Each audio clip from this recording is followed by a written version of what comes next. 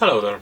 So it's been almost 30 years since the trusty HG driver, almost over 30 years since the trusty HG driver has been with us, and while it has undergone some minor revisions or changes, for example the current incarnation of the HG driver allows for an 11-tooth cog, but that wasn't the case since the beginning.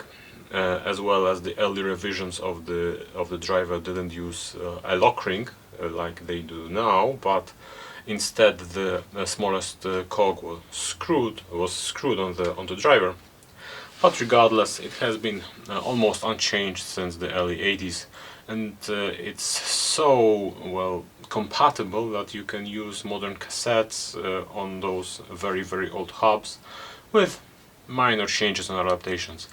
However, ever since the 1x drivetrains on the mountain bikes has become a thing, and subsequently the introduction of a 10-tooth cog on the mainstream bicycles has become the norm, or mountain bicycles has become the norm. Although I think that SRAM is already pushing towards putting the 10-tooth cog on the mainstream road bikes, at least on the higher end, because the 2x12 axis also is using the 10-tooth cog and XD driver, which is the topic of this video.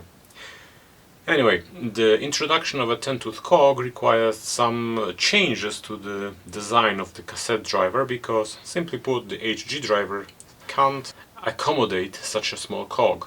Shimano about 10 or so years ago was offering a group set called Caprio, which allowed for a driver as small as 9-tooth, but that was reserved for bicycle with very small wheels, such as recumbents or folding bicycles.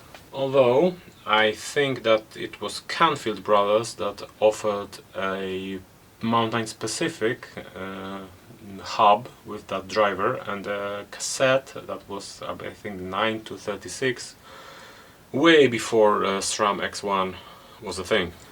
So I think it is a interesting engineering exercise to take a look at how the XD driver from SRAM, which has been with us since 2012, so 6 years, and the last year introduced the MicroSpline from Shimano, how they compare to each other and which of the solutions offered by the two major players in the drivetrain market are, well, the superior one. Obviously the weird Chinese and Taiwanese manufacturers have their own solutions. For example, Sunrace has its own, but that's a niche among niches. So let's take a look at the XD and the MicroSpline drivers. Welcome to the world-leading scribble technology that will show us the main differences between SRAM XD and the Shimano MicroSpline drivers. As you can see, we use the world-leading cutting-edge scribbling technology using a whiteboard marker and a whiteboard. Alright then, so let's go through all the features of the XD driver. This one on the left. Out of respect for the SRAM company, the driver is drawn in red, which is obviously the company color. Now, the XD driver is comprised of three main areas. The first one, the nearest to the hub flange, is the spline, on which the entire cassette rests upon and is transferring the torque from the pedaling to the wheel. On this spline, the biggest cog is meshed to the spline, which obviously transfers the torque. The next area is the thread to which the lock tube, I'll talk this in a second, is being screwed upon, which doesn't really sound very nice, but whatever. This is the thread to which this lock tube is being mounted to. The next area is a cylindrical sleeve on which the lock tube is being centered upon, and which provides certain amount of centering or support for the cassette. Now, inside you will find obviously two bearings. The layout of those bearings is very dependent on the manufacturer of the hub. However, most of them have this outside bearing slightly sticking out of the driver.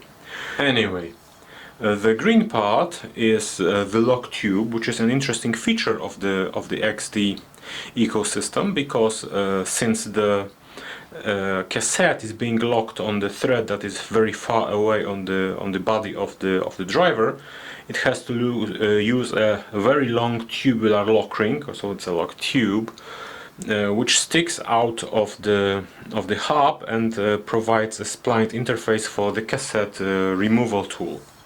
Now, interesting part about this lock ring is the fact that to make the space for the 10-tooth cog, or even 9-tooth in some cases, this lock ring is grooved on the end, and the cogs of the cassette are actually pressed into it, and then they are locked on the other kind of interface to the biggest cog of the cassette, which is in most cases aluminum, to save weight. What does it mean? First of all, it means that the entire cassette is a unit, so there is no loose lock ring to lose or to manage in some way. It is quite user-friendly to install, and obviously it allows for the 10-tooth cog. Now, what's the problem with it? Well, the problem is that the entire unit of cogs, here in blue, need to be one unit. You cannot push the cogs on or put the cogs on the driver and hope for some sort of an interface on the driver to hold them together. Each cog of the cassette has to support the cog that's below it on the driver, which means that this lock ring is actually a load-bearing element. So, now let's go to the Shimano Microspline. This particular driver has been introduced last year, to 2018, in the XTR group, and now has been trickled down to the XT and SLX.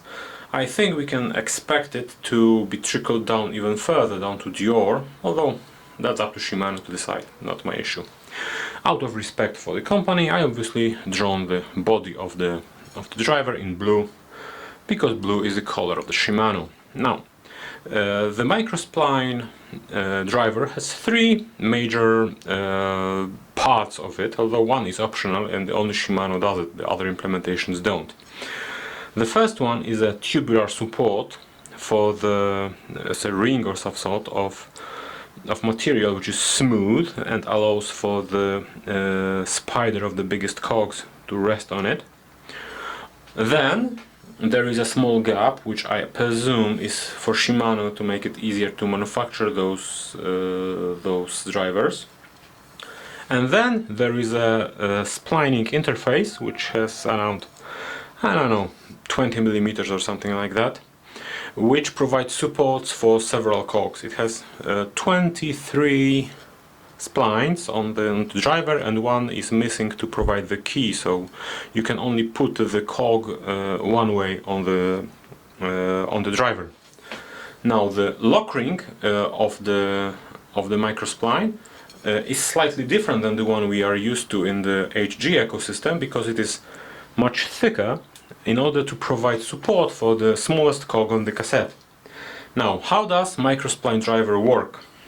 It allows for the usage of a less than 11-tooth cog by making the smallest cogs being keyed one to another, and only, I think, third of the cogs, of the smallest cogs, is actually resting on the driver body. So if we presuppose that this is 10, 12, 14, then the 14 provides a splining interface in which the 12 is being plugged into.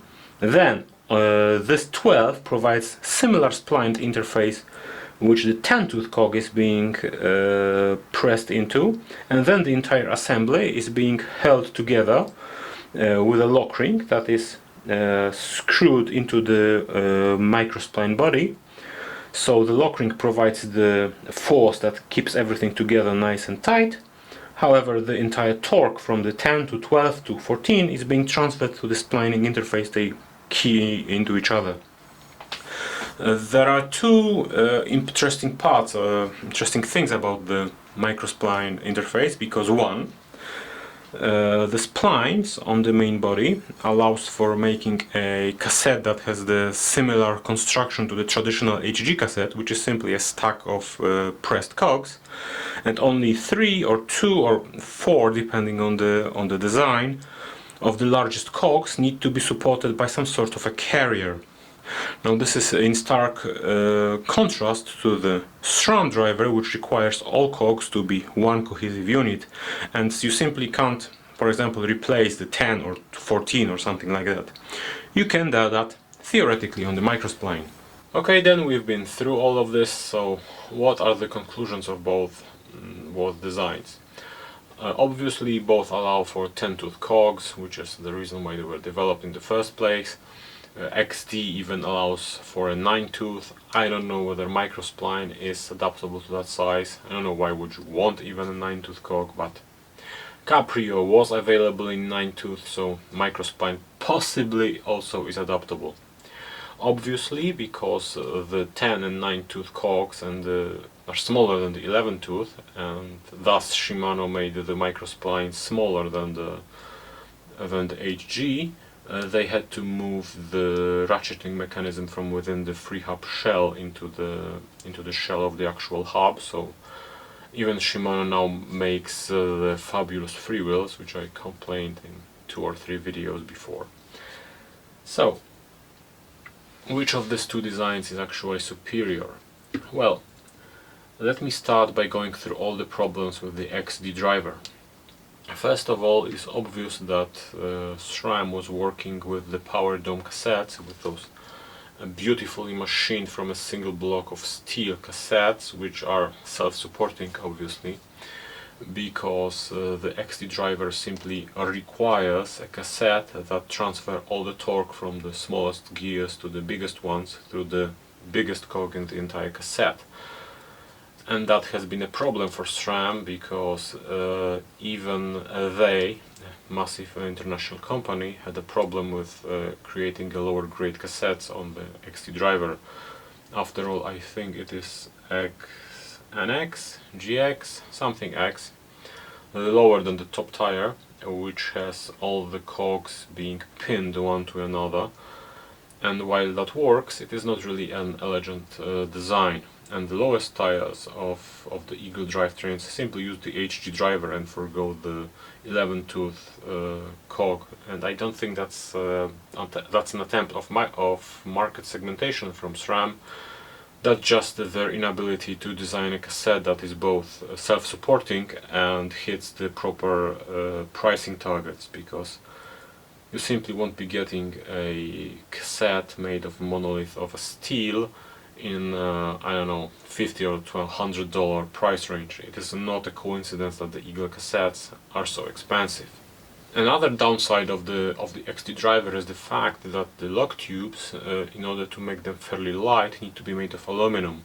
And since most XT drivers, or all XT drivers I've been ever aware of existing, use also aluminum free-hub bodies, which means that once you lock the cassette really tight, and you should, because 14 Newton meters of torque is pretty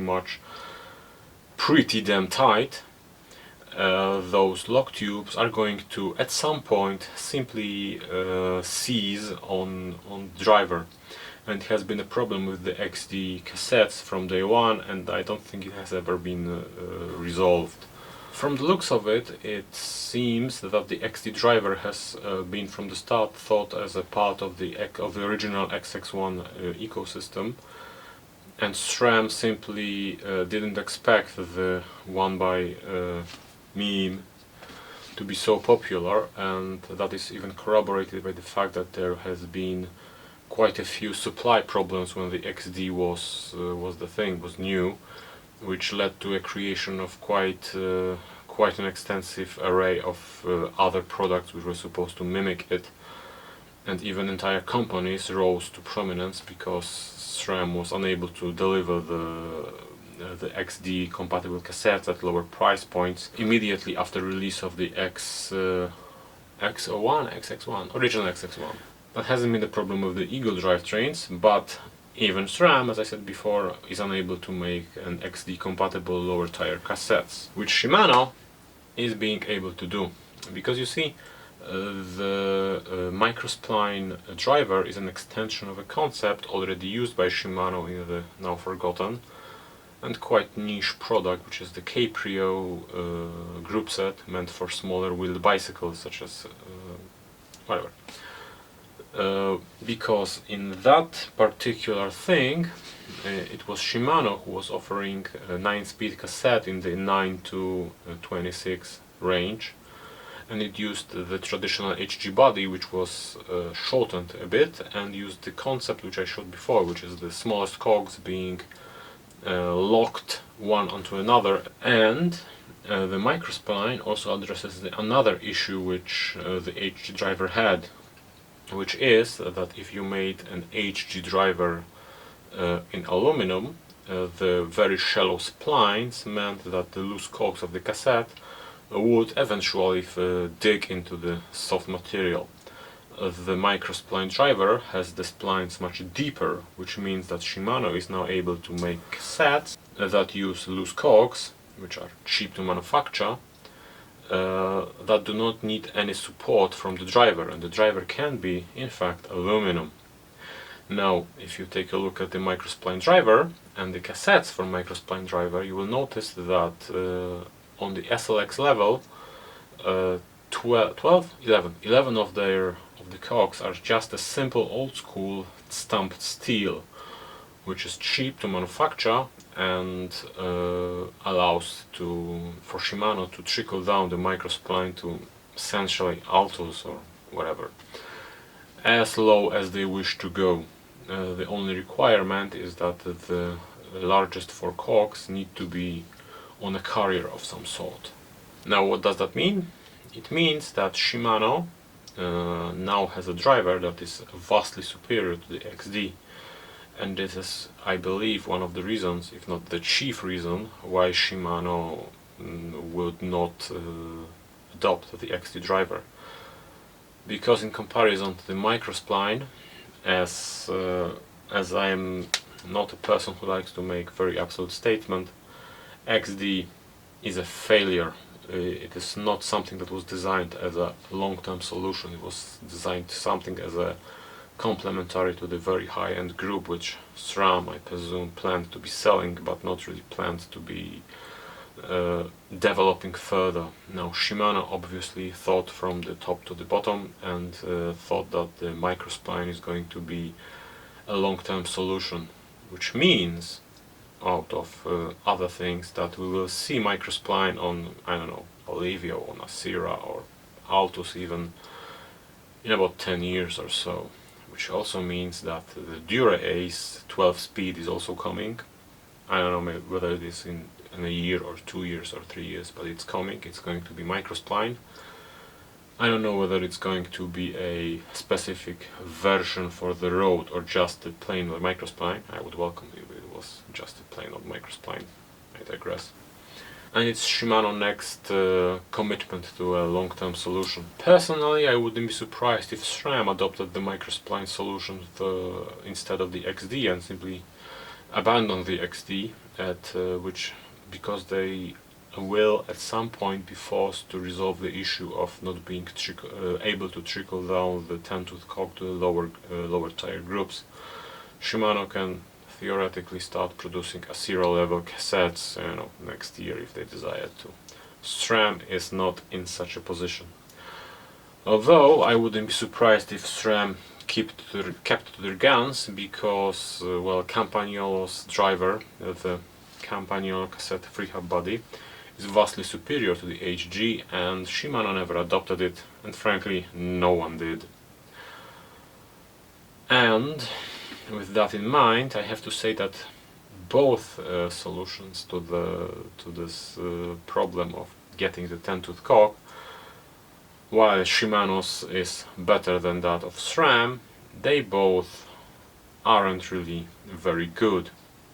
Because you see, when the XX1 group set was first introduced, the small company from United States, I believe, called Capius, modified the XD cassettes and created a conical, massive freehub body for their own needs, which I think is a vastly superior design, because obviously the big cassettes leave a lot of space inside of the cassette to use for something having interesting. A driver that is smaller and smaller every year isn't really a good engineering solution. So the clutches on those things are getting smaller and smaller by the year, and the fact that they at this point are, well, free wheels just with thicker axles doesn't really help.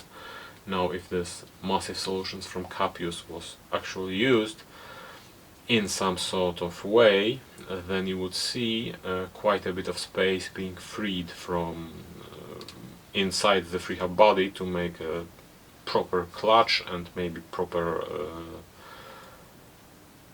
bearing layout for the entire hub. Well, with that in mind, I think that's just about everything I have to say on the subject, so thank you for your attention and see you on the next one.